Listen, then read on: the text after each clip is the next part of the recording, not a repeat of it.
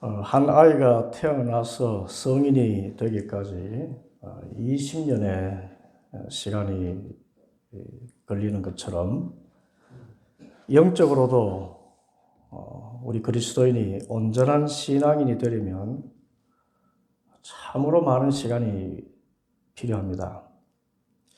어쩌면 죽을 때까지 온전한 신앙인이 되지 못할 수도 있습니다. 그 지표가 무엇일까요? 아직 내가 온전하지 못한 신앙인이구나 하는 그 표시가 무엇일까요? 그것은 불평입니다. 이스라엘 백성들만 해도 그렇습니다. 바로 사흘 전에 홍해가 갈라지는 큰 기적을 보았습니다. 불과 사흘 전에 바다 한가운데를 마른 땅을 밟고 지나온 놀라운 하나님의 은혜를 체험했습니다. 그래서 기쁨과 감격에 큰 소리로 하나님을 찬양했습니다. 여호와를 찬송하라. 그는 높고 영화로우시며 말과 그 탄자를 바다에 던지셨음이로다. 그런데 홍해를 지나서 수르 광야라는 곳에 이르렀을 때 이 찬양과 믿음은 온데간데 없이 사라졌습니다. 22절 말씀 보면 모세는 이스라엘을 홍해에서 인도하여 내어 수르 광야로 들어갔다. 그들은 사흘 동안 걸어서 광야로 들어갔으나 물을 찾지 못하였다.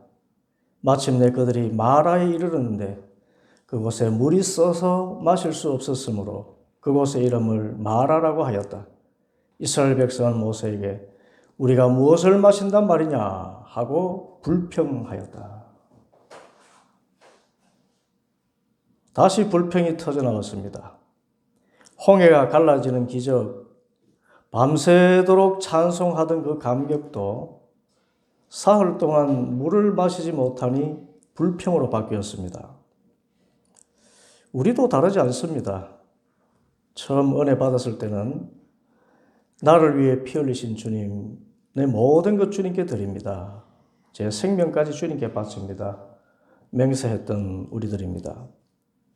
그런데 이 구원의 감격도 잠깐이라 시간이 흐르면서 신앙은 냉엄한 현실 앞에서 메말라져 가고 영적인 가치 대신 돈과 명예와 권력이라는 세속적 가치가 내 삶의 우선적인 가치가 되면서 평안이 사라지고 기쁨이 사라지고 감사가 사라졌습니다. 감사는커녕 자꾸만 불평이 쏟아집니다. 왜 그럴까요? 처음 은혜와 사랑을 잃어버린 것입니다. 그만큼 우리가 구원의 은혜를 붙들고 사는 것은 힘든가 봅니다. 우리가 구원의 은혜를 늘 기억하고 살면 완전한 사람인데 우리가 세상 가치관에 쫓겨서 자꾸만 은혜를 쏟아버리니까 옛사람의 불평과 원망과 한숨이 다시 나오기 시작한 것입니다. 이것이 연약한 우리의 모습입니다. 그러나 우리는 연약한 채로 포기해서는 안 됩니다.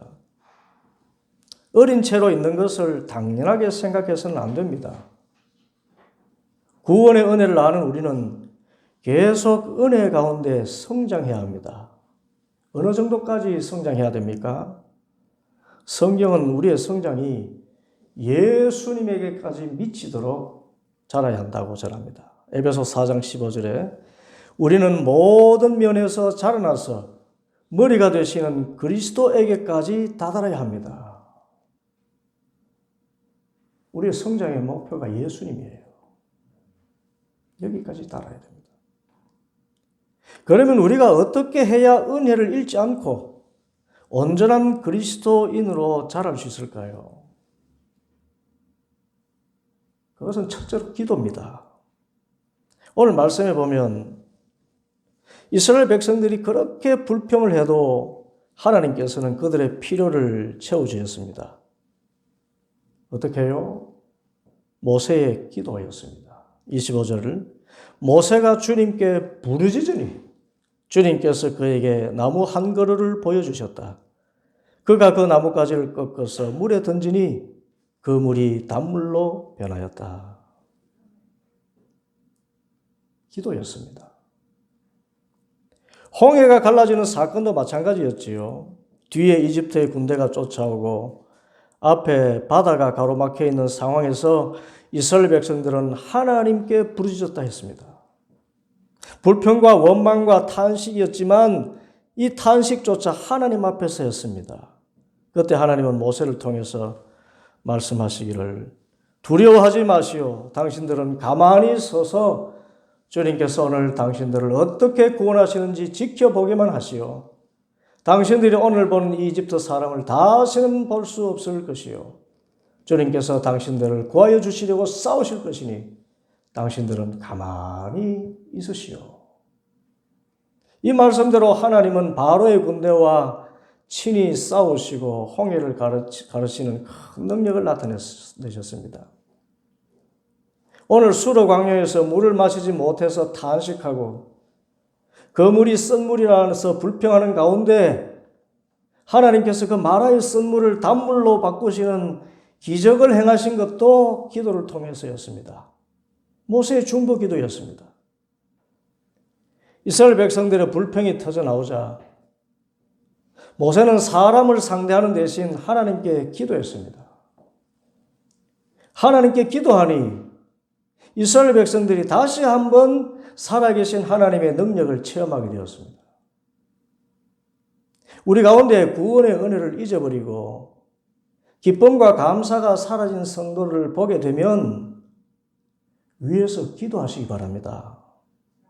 책망하지도 말고 언쟁을 하지도 말고 그 영혼을 위해서 기도하시기 바랍니다. 기도하면 하나님께서 그 어린 신앙인의 문제를 해결해 주셔서 그의 신앙이 성장하도록 인도해 주시는 것입니다. 그리고 신앙의 연조가 오래되었다고 나는 완전하다고 생각하면 안 됩니다. 이때는 서로 넘어지지 않도록 도와줄 기도의 동력자들이 필요합니다.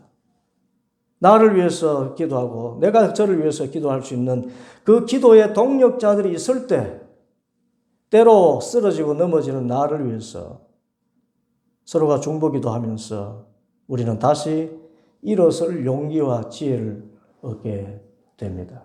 점점 주님께로 향하여 나아가게 됩니다. 그러므로 신앙 성장의 가장 기본기는 기도입니다. 기도하면 구원의 은혜가 회복되고 불평과 염려와 탄식이 다 사라지는 것입니다. 점점 더 예수님의 모습으로 자라나게 되는 것입니다. 둘째로 예수님의 십자가를 바라보는 것입니다. 여러분, 오늘 본문에서 마라의 쓴 물을 단물로 변화시킨 것이 무엇입니까? 25절 다시 보면 주님께서 모세에게 나무 한 그루를 보여주셨다. 그가 그 나뭇가지를 꺾어서 물에 던지자 그 물이 단물로 변하였다. 나뭇가지 하나입니다. 어떤 나무일까요? 학자들은 당시 광야의 오아시스 주변에 자라는 나무로서 대추 야자나무라고 생각합니다.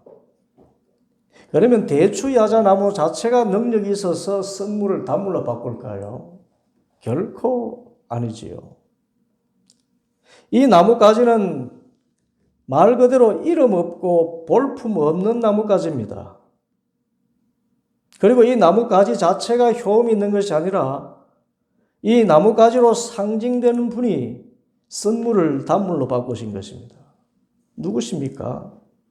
바로 이름 없고 볼품 없는 저 흉한 십자가에 달리신 예수님께서 그 십자가의 은혜와 사랑과 능력으로 쓴 물을 단물로 변화시키신 것입니다.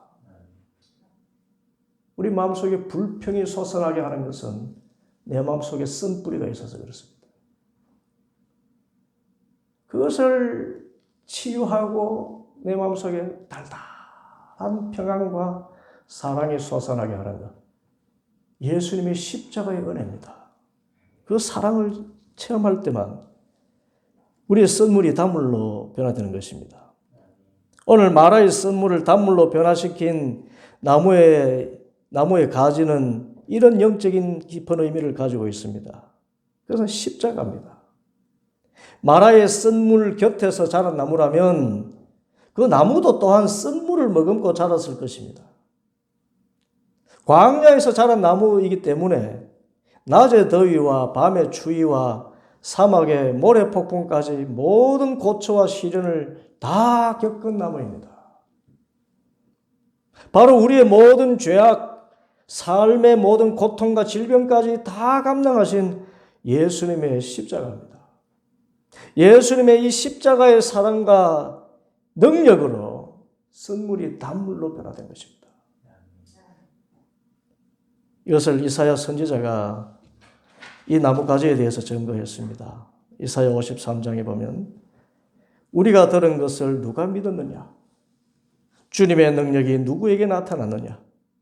그는 주님 앞에서 마치 연한 순과 같이 마른 땅에서 나온 싹과 같이 자라서 그에게는 고운 모양도 없고 훌륭한 풍채도 없으니 우리가 보기에 흠모할 만한 아름다운 모습이 없도다.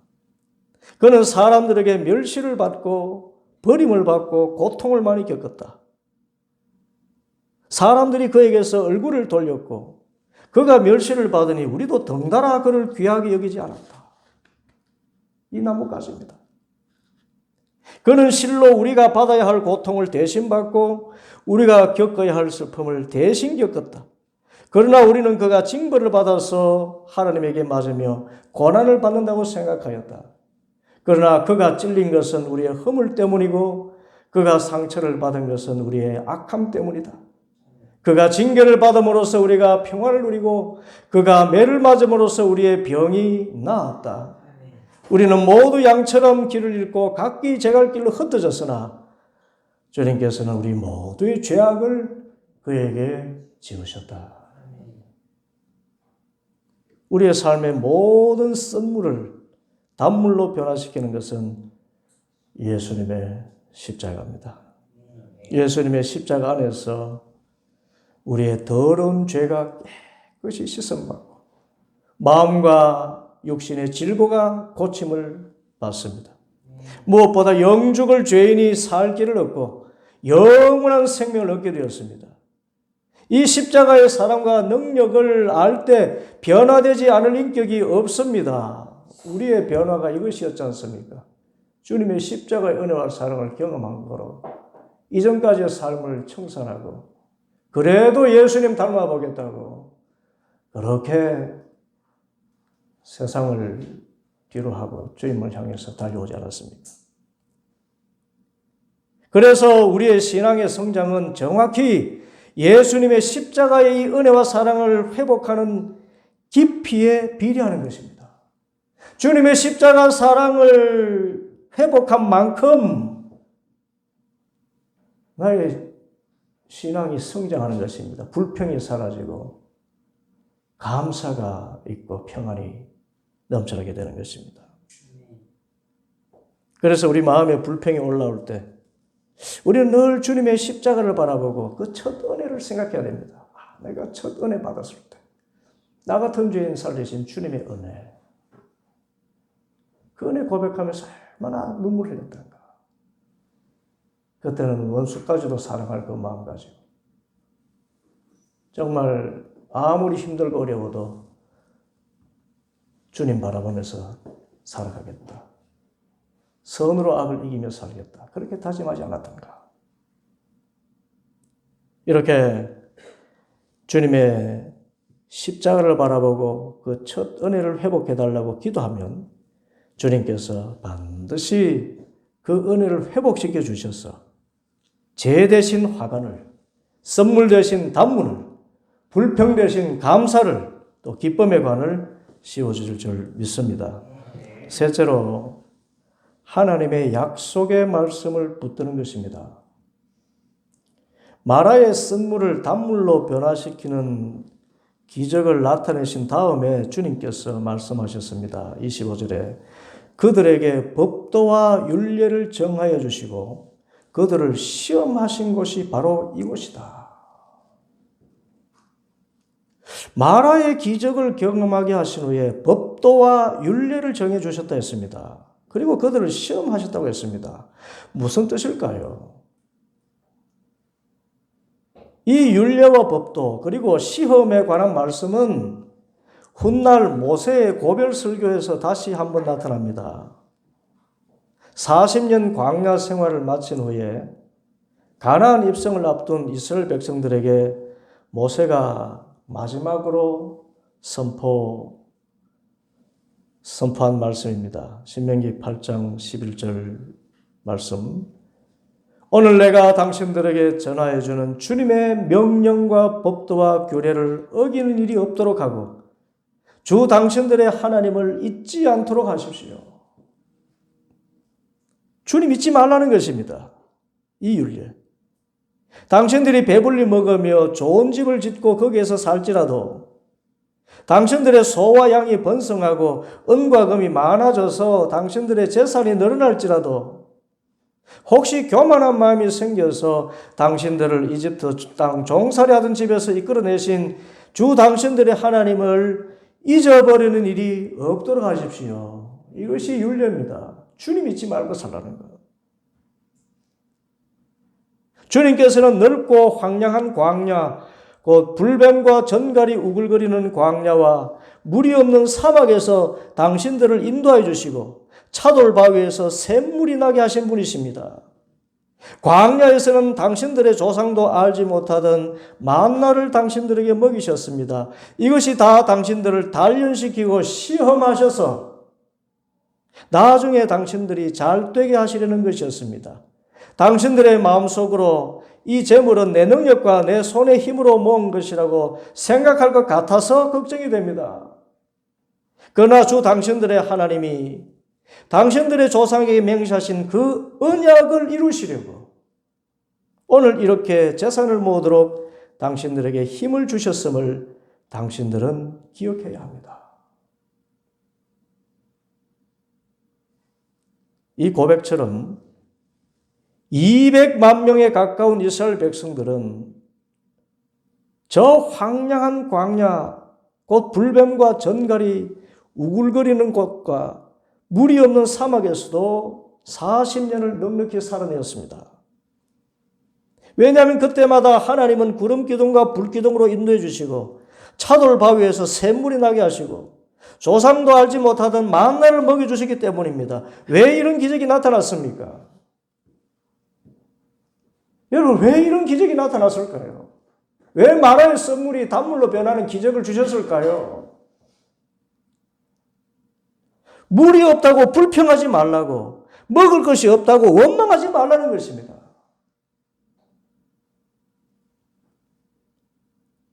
그리고 오직 이집트 종살이에서 구원해내신 하나님만 의지하고 하나님의 약속의 말씀, 그 언약을 붙들고 살면 썬물이 단물이 되는 그런 기적도 나타나고 하늘에서 만나가 내리는 기적도 나타나고 차돌 바위에서 샘물이 나게 되도록 주님께서 반드시 우리를 책임지시고 인도해 주신다는 그것을 깨닫게 하기 위함입니다. 이것이 하나님이 이스라엘 백성들에게 주신 법도와 율례입니다. 너희들이 광야 어떤 힘겨운 삶을 만나더라도 세상신 쳐다보지 말고 나 하나님을 잊지 말고 하나님만 믿고 기도하면 반드시 너희의 삶을 책임지겠다. 이 약속의 말씀이에요. 이것이 율례와 법도입니다. 마라에서 주신 그 율례와 법도가 이것입니다. 너희가 정말 사흘 동안 물을 마시지 못해서 힘겨울 때 그때 불평 원망하지 말고 하나님만 의지해라. 그 하나님은 너를 반드시 적과 꿀이라는 땅으로 인도하시는 은혜의 하나님, 능력의 하나님이시다. 그거 믿고 살아라. 그래서 마라의 썬물이 단물이 되는 기적도 보여주시고요. 만나가 내리는 기적도 보여주시고. 그래서 광야 생활이 모두 시험인 것입니다. 어떤 시험? 이 상황 가운데서 주님의 언약의 말씀 붙들고 사나 안 사나?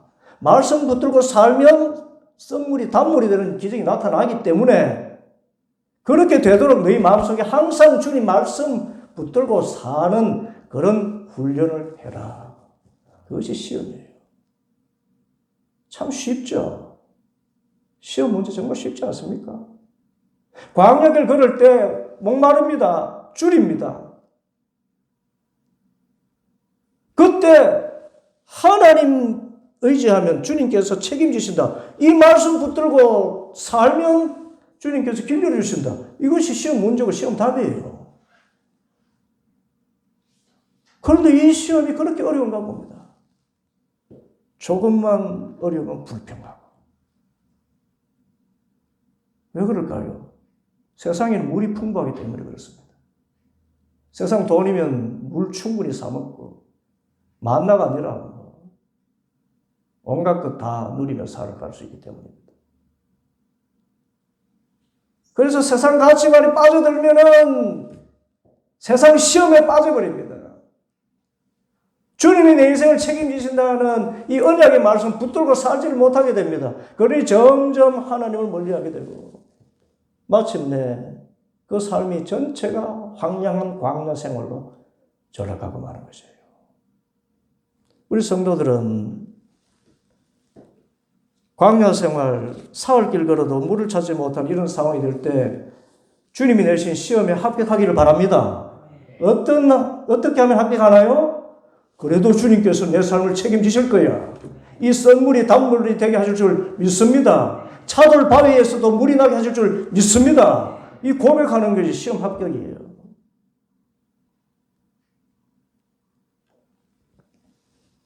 오늘 본문에서도 다시 한번 분명히 말씀하셨습니다. 26절 주님께서 말씀하셨다. 너희가 주 너희 하나님인 나의 말을 잘 듣고 내가 보기에 옳은 일을 하며 나의 명령에 순종하고 나의 규례를 모두 지키면 내가 이집트 사람에게 내리는 어떤 질병도 너희에게는 내리지 않을 것이다. 나는 주고 너희를 치료하는 하나님이니라. 여러분, 여호와 라파라는 말씀이 여기에서 나왔지요. 당시 의료시설도 없던 광야에 무슨 병원이 있습니까? 인간요법으로 치료하는 것이 전부겠지요. 오히려 미라 방부 기술을 같이 세계적으로 뛰어난 의술을 가진 이집트에서조차 치료받을 수 없는 병이 있었다면 그런 질병이라도 아니 어떤 질병이라도 하나님을 믿고 하나님을 의지하고 살아가면 그 질병이 너에게 미치지 않게 하시고 꼭 그런 병이 걸렸더라도 나 주 너희 하나님이 반드시 고쳐주리라 약속하신 것입니다.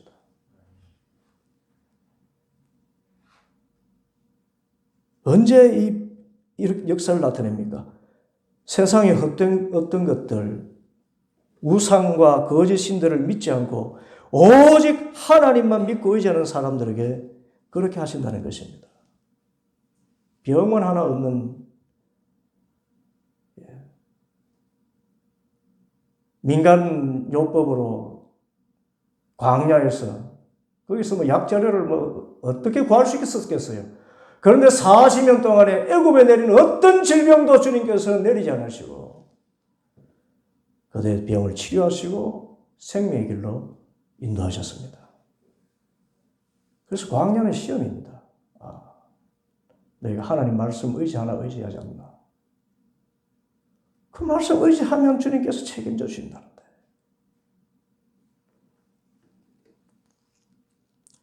그러므로 우리는 불평하는 마음이 올라오면 언제나 하나님이 약속의 말씀을 붙드는 훈련을 해야 됩니다.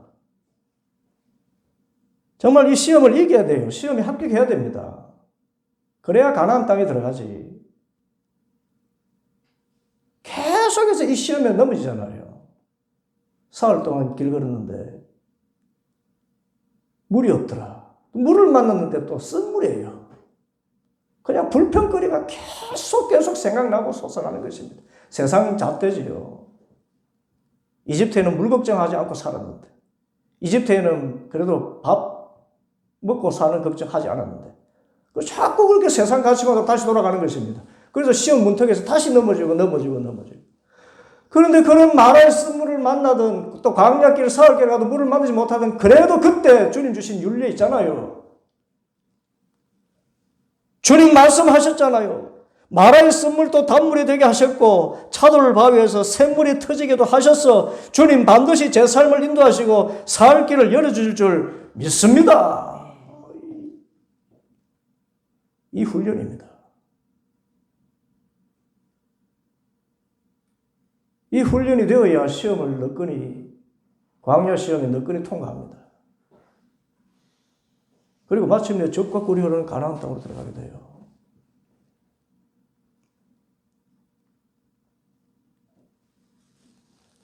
그러므로 우리는 하나님의 언약의 말씀을 붙들고 살아가야 됩니다. 신앙인은 떡으로만 살지 않고 하나님의 입에서 나오는 말씀으로 살아요.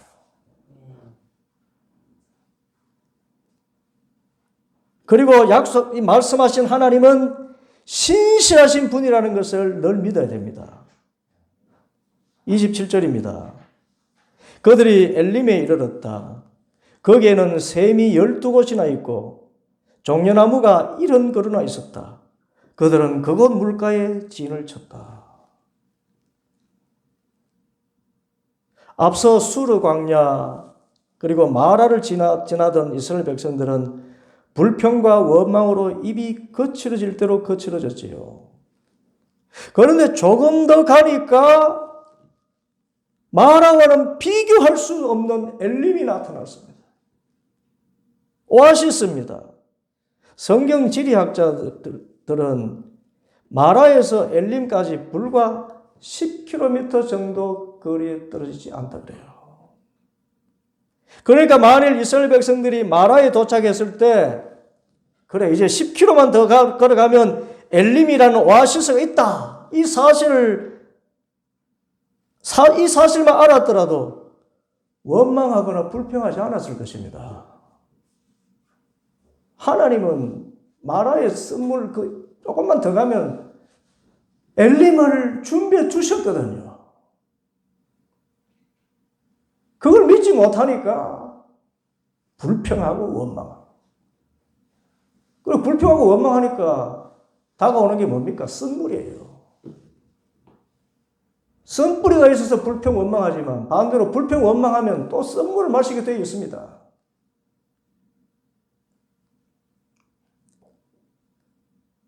정말 조금만 더 가면 엘림이었는데.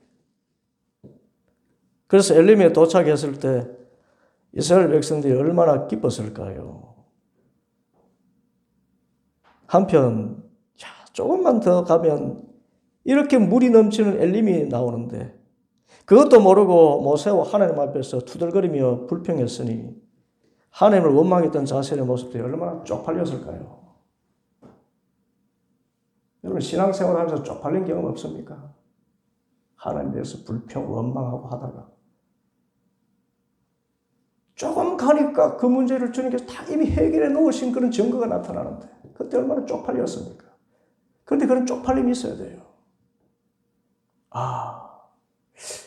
하나님이 엘림을 준비해 주셨었구나. 여러분 하나님은 마라의 썸물을 단물로도 바꾸시지만 그 이전에 엘림을 준비해 주신 하나님이신 줄 믿으시기 바랍니다. 이 믿음 가지고 살아가야 광야를 이겨내고요. 돈 하며 살지 않아요. 진짜 자유를 얻게 돼요.